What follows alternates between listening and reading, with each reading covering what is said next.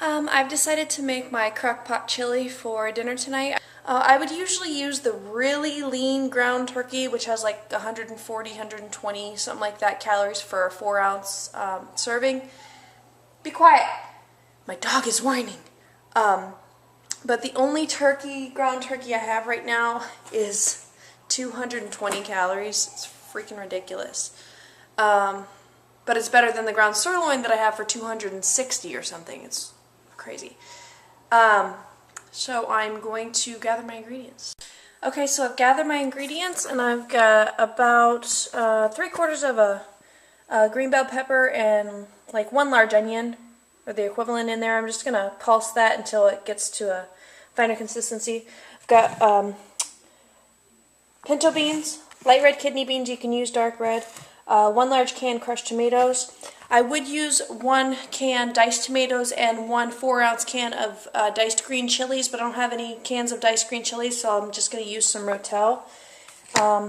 Then we've got paprika, salt, cumin, minced garlic, cocoa powder, and chili powder. And I'll tell you more in a minute. So here's the consistency of my bell pepper and onion. I'm just going to add that to the crock pot. Okay, now I've rinsed both my cans of beans off, and I'm just going to add those. My can of crushed tomatoes. This, of course, is the base of the whole chili. And then my Rotel, which I just lost my can lid in there. Great. But, of course, like I said, I would have usually just used the diced tomatoes and then 1 little can of green chilies. You can find those at Walmart, whatever, with the Mexican foods. And then now it's time to do the spices. Okay guys, so here's my seasonings. That's 1 tablespoon of the Hershey's Cocoa that's naturally unsweetened. It's not going to make it taste like chocolate, it just gives it like just a depth of flavor. This is chili powder. I put in also 1 tablespoon of that. This is 1 teaspoon of paprika. That will give it like an earthy flavor. This is 1 teaspoon of cumin. That's like a smoky flavor. And then 2 teaspoons of salt. That's kosher salt. I forgot to add 1 half tablespoon of minced garlic. This is stronger than just fresh garlic. I think half a teaspoon equals 1 clove. So that would be like 3 cloves of garlic. That's if you like garlic. So I'm going to stir this up, and I'm just going to let it chill on low for a little bit. And then as soon as my ground turkey is thawed, I'll show you how I cook that. And I'll add it, and then I'll leave it on low for however long I have. I made the recipe for 4 to 6 hours on 4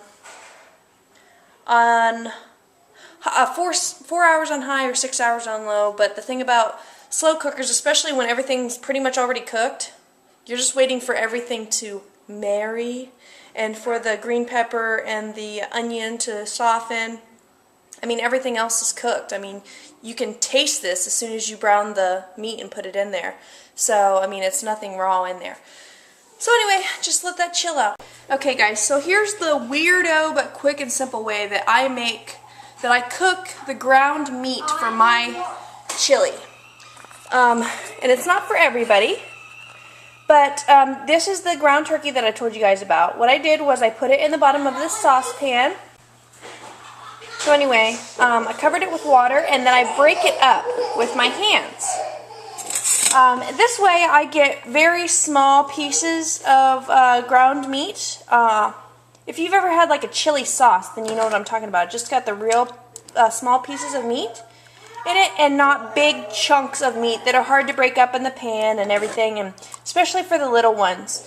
I just find it that I like to eat my chili more when it has just the small pieces. So what I do is after I break it up, I put it on the stove to boil, and then I just boil the water until the meat is ready. And this is turkey, so it's going to look a little bit different than ground beef would, but it just kind of gets that light brown color.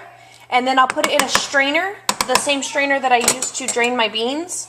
and drain the water off. And then I just add it to my crock pot and stir it up. And then it's, you know, it's ready whenever dinner time comes.